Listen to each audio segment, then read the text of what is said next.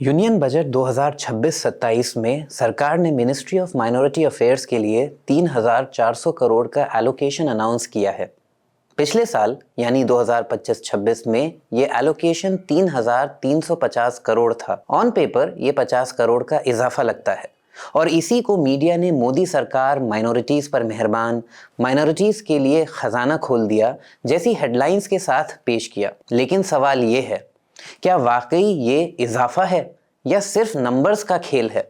अगर हम पूरे यूनियन बजट को देखें तो 2026-27 में 3,400 करोड़ टोटल बजट का सिर्फ 0.064% बनता है, जबकि 2025-26 में 3,350 करोड़ बजट एस्टिमेट का 0.066% था। यानी एलोकेशन बढ़ने के बावजूद बजट में माइनॉरिटीज का हिस्सा और कम हो गया। और ये तब है जब माइनॉरिटीज इस मुल्क की आबादी का करीब 19.3% हैं। अब इसमें अगर हम इन्फ्लेशन जोड़ दें, यानी हर साल जो महंगाई बढ़ती है, तो तस्वीर और ज्यादा साफ हो जाती है।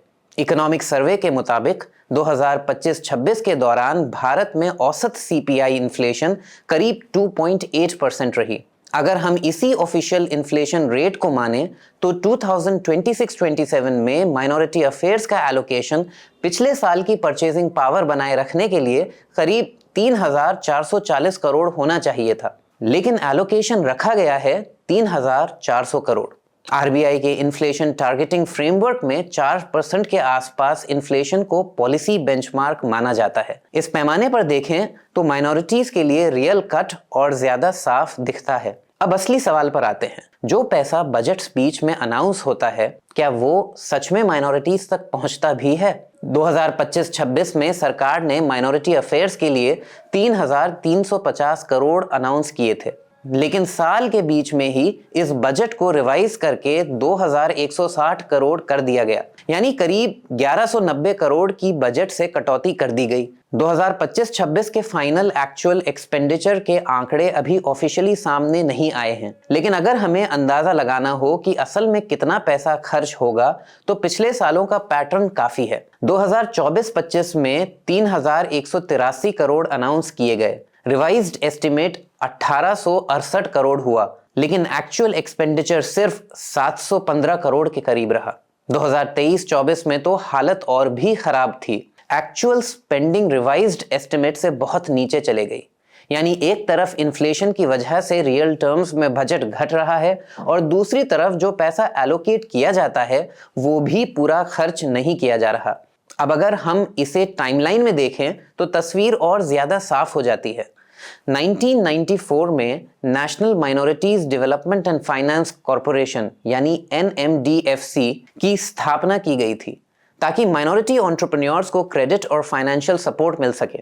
आज 2026-27 में इसे सिर्फ 5 करोड़ का टोकन एलोकेशन मिला है, जो इसके धीरे धीरे खत्म किए जाने की तरफ इशारा करता है।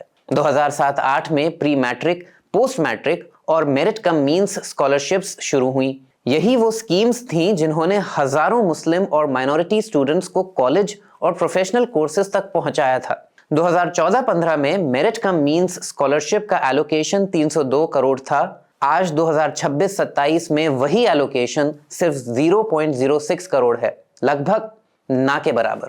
2009-10 में मौलाना आजाद नेशनल फेलोशिप लाई गई एमफिल और पीएचडी करने वाले माइनॉरिटी स्टूडेंट्स के लिए। 2022-23 से इसे ऑफिशियली बंद कर दिया गया। अगर आप इसके बारे में और गहराई से जानना चाहते हैं तो हमारी ये वीडियो जरूर देखें।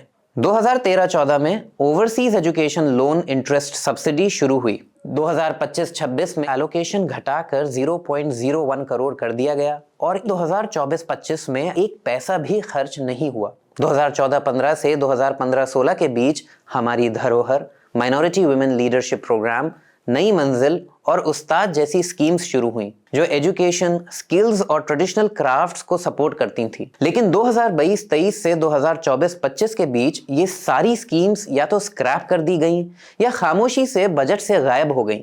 बाइसिकल योजना जो माइनॉरिटी लड़कियों के लिए थी वो भी बिना किसी अनाउंसमेंट के बंद कर दी गई।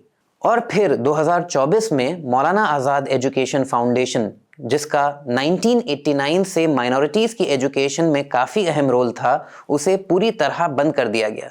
इसके बारे में भी अगर आप ज्यादा जानना चाहते हैं तो हमारी इस वीडियो को देखें। अब माइनॉरिटी वेलफेयर पॉलिसी कमिटमेंट नहीं बल्कि बजटरी ऑप्टिक्स बन चुका है। स्कीम्स अनाउंस होती हैं, रिवीजन में काटी जाती हैं, पूरा पैसा खर्च नहीं होता और फिर स्कीम्स गायब हो जाती हैं।